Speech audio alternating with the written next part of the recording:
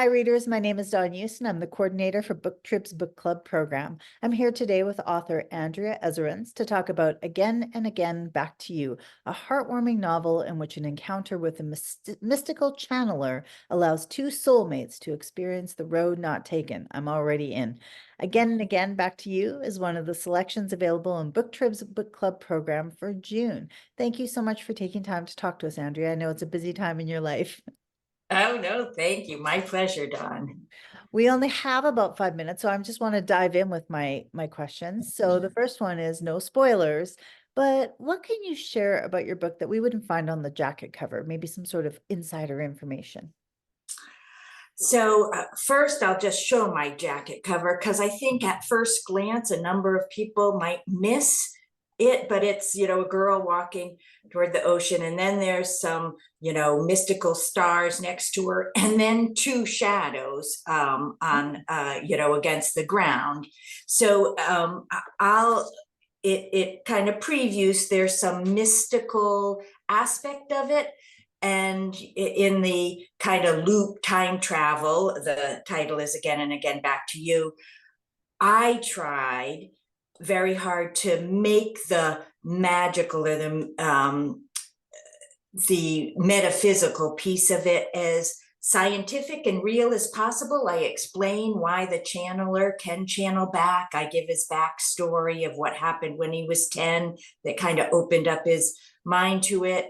I have it a storyline, very small piece in MIT where they study the protocols of what makes people open to channeling and such, and then touch upon the Big Bang theory that multiple universes were created at that time, and that's more logical than just one. So I try to set the kind of common genre of a little bit of a time loop in science rather than just not explain it. So that's maybe the key insight I'll give readers.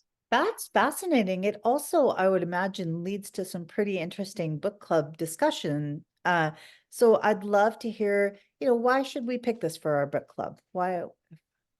So I think it's a coming of age story, which always resonates, I think, with book clubs. It allows the people to talk about maybe a little bit of their own story of coming of age, reflecting upon things that they might not share.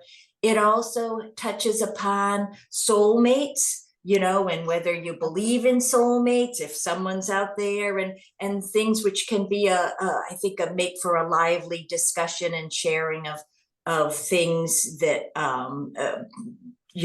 add depth to finding about your neighbor, your friend, your beach, not your book club member. I think it also it touches upon the theme of we're all stronger than we think we are. And it would be good at the end of the book for people to reflect on what that theme kind of tells them of, should you wait, should you just go forward in your life, should you what do you do with regrets and such. So I think it would make for a good book club discussion. Yeah, absolutely. That's really cool. Much more there than you first might see on just looking at the Yes. book cover, reading the synopsis. So thank you for that. Right. We're going to veer off of your book for this last question because Okay. I know we're all getting into our summer reading mode.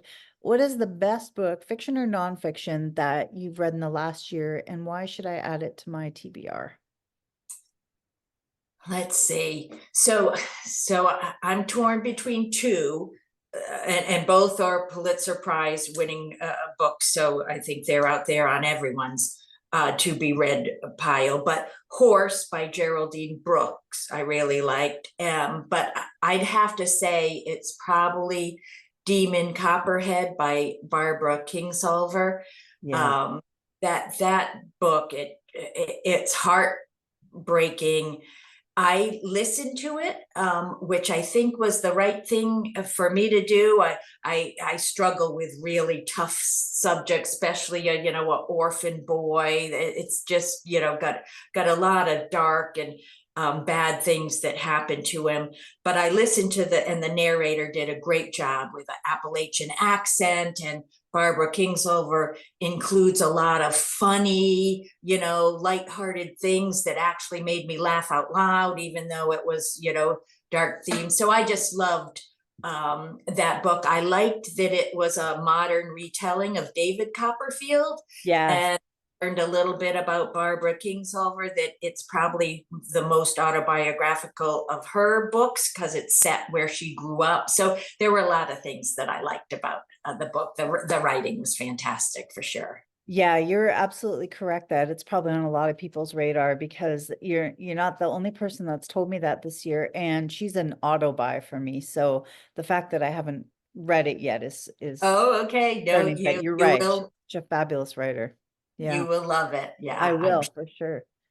I would love to talk to you all day, but I know that we have to wrap this up. So thank you so much again for your time, Andrea. And we absolutely. wish you best of luck with this book. Is this your first novel? This is my first. All Yep. right. Have an amazing debut. I hope you're working on something else. Oh, yes. Yep. I am. Excellent. For more information about Andrea's book, please check out the book club page on the booktrib.com website.